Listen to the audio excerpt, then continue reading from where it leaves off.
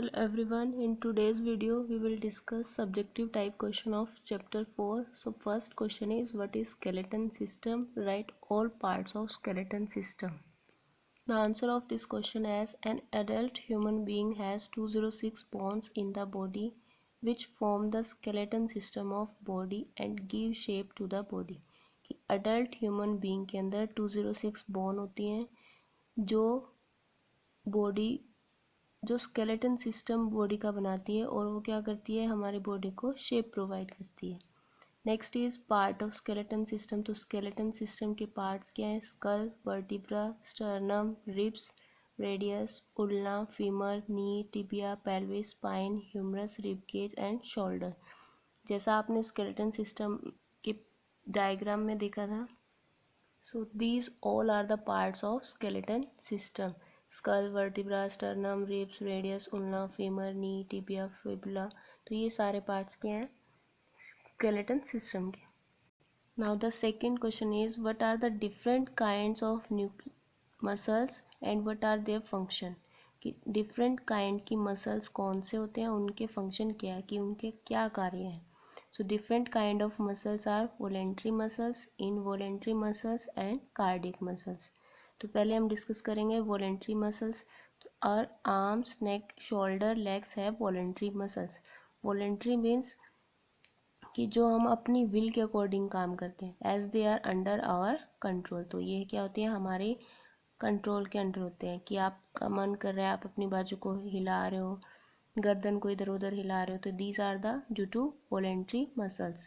Second is involuntary muscles. Some muscles help in our breathing, movement of food in stomach and intestine and flow of blood. They work on their own and so are called involuntary muscles. जैसे voluntary muscles के ऊपर हमारा control होता है, जब इसके आगे involuntary लग जाता है तो इसका मतलब क्या होगा, कि जिनके ऊपर हमारा कंट्रोल नहीं होता. जैसे हम सांस ले रहे हैं, breathing, movement of food in stomach, की जो स्टमक के अंदर फूड की मूवमेंट होती है उसके ऊपर हमारा कंट्रोल नहीं होता. ऐसे जो ब्लड फ्लो करता है उसके ऊपर भी हमारा कंट्रोल नहीं होता, वो अपनी मर्जी से फ्लो करता है, तो इसलिए उसको क्या बोल रहे हैं, involuntary muscles. Third type of muscle is cardiac muscles. So cardiac muscles, the muscles of heart are called cardiac muscles. कि जो हार्ट के अंदर मसल्स होती हैं उनको कार्डियक मसल्स कहते हैं. They pump blood to all parts of our body and are involuntary in nature. तो ये मसल्स क्या करती हैं, जितने भी बॉडी के पार्ट्स होते हैं उन तक ब्लड को पंप करती है, और ये भी क्या होती है, इनवॉलेंट्री. कि इनके ऊपर भी हमारा कोई कंट्रोल नहीं होता. Now the third question is, differentiate between sensory nerve and motor nerve. Sensory nerve और motor nerve के बीच में difference बताना है. तो first we will discuss sensory nerve. Sensory nerve क्या होती हैं? These nerves bring message from sense organs to the brain और spinal cord. जैसे नाम से clear हो रहा है sensory, तो सेंस ऑर्गन से जो मैसेज होता है उसको कहाँ पहुँचाती है, ब्रेन या फिर spinal cord. Next is motor nerves. These nerves carry commands from the brain to the muscles of different organs.